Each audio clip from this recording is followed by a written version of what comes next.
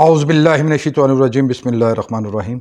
नाज़रीन, आज जिक्र है उस मर्द दरवेश का जिसने हिकमत और दानिश के वो मोती दुनिया में बखेरे के लोग आज भी उससे रहनुमाई पाते हैं। मैं साजिद भट्टी और आप देख रहे हैं हमारी सीरीज सूफीनामा, और आज हम आपके लिए लेकर आ रहे हैं पैकर सिद्क़ो सफ़ा, अजीम फ़लसफ़ी व अदीब और हकीम इंसानियत हज़रत शेख सादी शिराज़ी रहमतुल्लाह अलैह के हालात ज़िंदगी और तालीमात पर मुश्तमिल एक मालूमाती और दिलचस्प वीडियो। इस वीडियो में हम जानेंगे कि हज़रत शेख सादी रहमतुल्लाह अलैह कौन थे, आपकी ज़िंदगी के अहवाल क्या हैं, आपकी तालीमात और हिकायात क्या हैं, आपको सादी क्यों कहा जाता है, आपकी तहरीर करदा कुतुब का तारुफ क्या है, और शेख सादी रहमतुल्लाह अलैह को दुनिया अरब व अजब में क्या मुकाम हासिल है। अगर ये वीडियो आपको पसंद आ रही है तो इसको लाइक कीजिए, शेयर कीजिए और मज़ीद मालूमाती वीडियोस हासिल करने के लिए चैनल को सब्सक्राइब कर लीजिए और बेल आइकन को दबाइए। हज़रत शेख सादी रहमतुल्लाह अलैह सन 1210 ईस्वी को ईरान के शहर शिराज में पैदा हुए। आपके वालिद गिरामी का नाम अब्दुल्ला शाह था। हज़रत शेख सादी रहमतुल्लाह अलैह का असल नाम मुस्लिहुद्दीन शेख सादी शिराज़ी रहमतुल्लाह अलैह था। सादी आपका कलमी नाम और तखल्लुस था।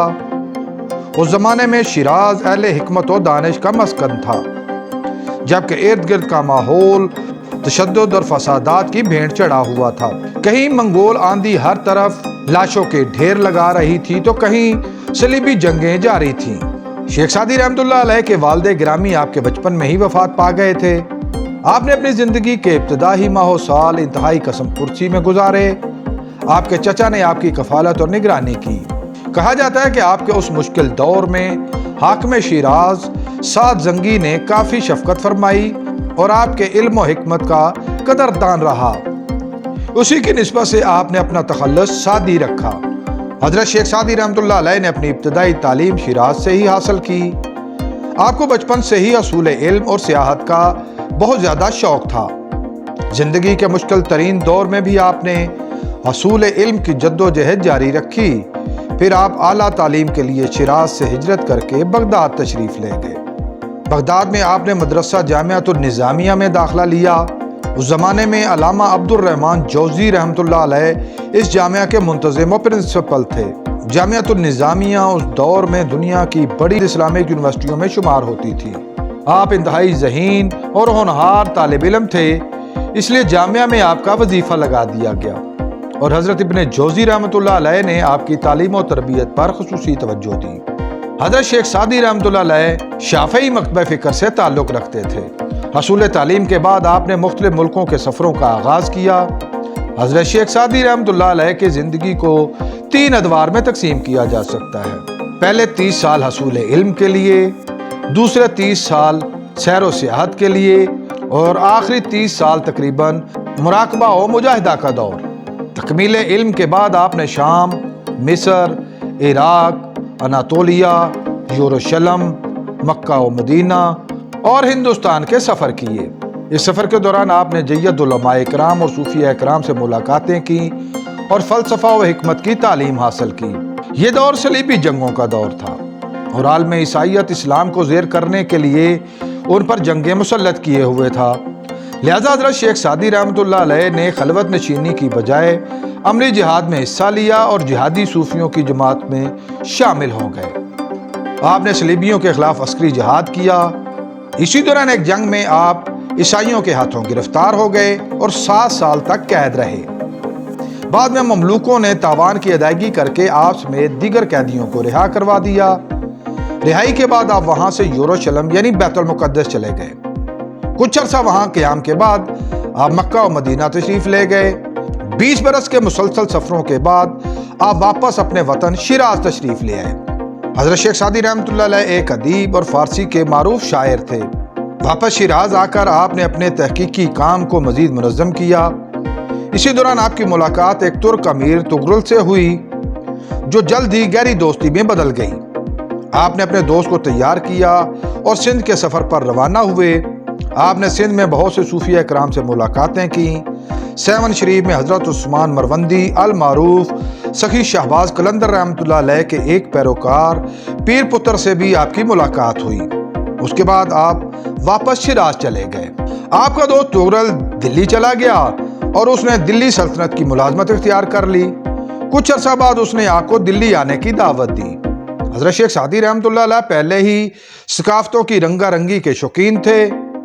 आपने दावत को कबूल फरमाया और दिल्ली चले गए। आपने दिल्ली और फिर गुजरात में सुकूनत इख्तियार कर ली। कहा जाता है कि गुजरात में सुकूनत के दौरान आपने भेष बदल कर काफ़ी अरसा तक सोमनाथ के मंदिर में दावत हक का सिलसिला जारी रखा। सन 1257 ईस्वी को आप वापस अपने शहर शिराज तशरीफ़ ले आए। आपकी तबीयत बचपन से ही इबादत और रियाजत की तरफ राग़िब थी। आपने शिराज वापस आकर अपने आप को मुराकबा और मुजाहिदा और इबादत और रियाजत के लिए मुख्तस कर दिया। साथ ही आपने मुख्तलिफ नामवर किताबें इंसानियत की रहनुमाई के लिए तहरीर फरमाई। आपकी शोरा आफाक किताबों में बूस्तान सादी, गुलिस्तान, ख़वातीन, बदाए, कसायद फ़ारसिया, कसायद अरबिया, रुबाइयात, मुसल्लसात, मुकत्तियात और मुताइबात इंतहाई नुमायाँ हैं।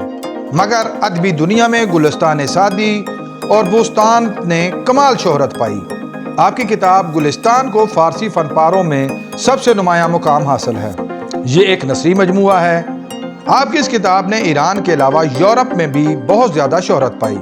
सोवियत यूनियन ने इस किताब की तबात के 700 साल मुकम्मल होने पर अपने मुल्क में डाक टिकट भी जारी किए। जबकि आपकी किताब बोस्तान एक शेरी मजमुआ है जो शेरी अंदाज में इंसानियत की रहनुमाई करती है। आपकी किताब बोस्तान दुनिया की 100 बेहतरीन किताबों में शुमार की जाती है। आपकी इन दोनों किताबों को दुनिया की मुख्तलिफ ज़ुबानों में तर्जुमा भी शाया हो चुका है।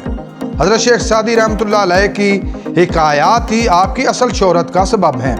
आपके अशार भी तारीखी हैसियत रखते हैं। मारूफ नातिया रुबाई बलगल ओलाब कमाल ही, कशफत दुजाब जमाल ही, हसनत जमी व खिसाल ही, सल्लु अलैहि व आलिही आप ही की शोरा आफाक रुबाई है जो आज भी हर आशिक रसूल की ज़ुबान का ज़ेवर है। इसके अलावा आपकी हिकायात आज भी दुनिया भर में लोगों की रहनुमाई कर रही हैं। आप अपनी हिकायात में फरमाते हैं कि मैं पूरी ज़िंदगी 2 बंदों की तलाश में नाकाम हुआ। एक वो जिसने अल्लाह की राह में खर्च किया और गरीब हो गया, और दूसरा वो जिसने जुल्म किया हो और अल्लाह की पकड़ से बच गया हो। आप एक और जगह फरमाते हैं अगर चिड़ियों में इत्तेहाद हो जाए तो शेर की खाल भी उतार सकती हैं। फिर आप फरमाते हैं कि जो तेरे सामने औरों की बुराई करता है वो औरों के सामने तेरी भी बुराई करता है। आपका कौल है कि अच्छे दिनों के इंतज़ार में हमारी उम्र गुजर जाती है और फिर पता चलता है कि जो दिन गुजर गए वही अच्छे थे। आप फरमाते हैं अपने हिस्से का काम किए बगैर दुआ पर भरोसा करना हमाकत है और अपनी मेहनत पर भरोसा करते हुए दुआ से गुरेज करना तकब्बुर है। आपका कौल है कि जो शख्स तनकीद बर्दाश्त नहीं करता उसे बाद में मुलामत बर्दाश्त करना पड़ती है। हज़रत शेख सादी रहमतुल्लाह अलैह की खिदमात को सराहते हुए अक़वाम मुत्तहिदा के तहत हर साल 21 अप्रैल को यौम सादी मनाया जाता है। आपने अपनी ज़िंदगी का आखिरी ज़माना शिराज में गुजारा और 9 दिसंबर सन 1992 ईस्वी को आपका शिराज में ही इंतकाल हो गया और शिराज में ही आपको एक बाग में दफन किया गया। यूं तो शेख सादी रहमतुल्लाह अलैह इस दुनिया से रुखसत हो गए, मगर उनका इल्मी काम आज भी उनको जिंदा रखे हुए है और ता क़यामत जिंदा रहेगा। नाज़रीन, उम्मीद है आपको हमारी ये काविश पसंद आई होगी। बहुत जल्द एक नई और मालूमाती वीडियो लेकर आपके सामने हाजिर होंगे। अगर आप इस वीडियो के बारे में कोई राय देना चाहें तो कमेंट बॉक्स का इस्तेमाल करें।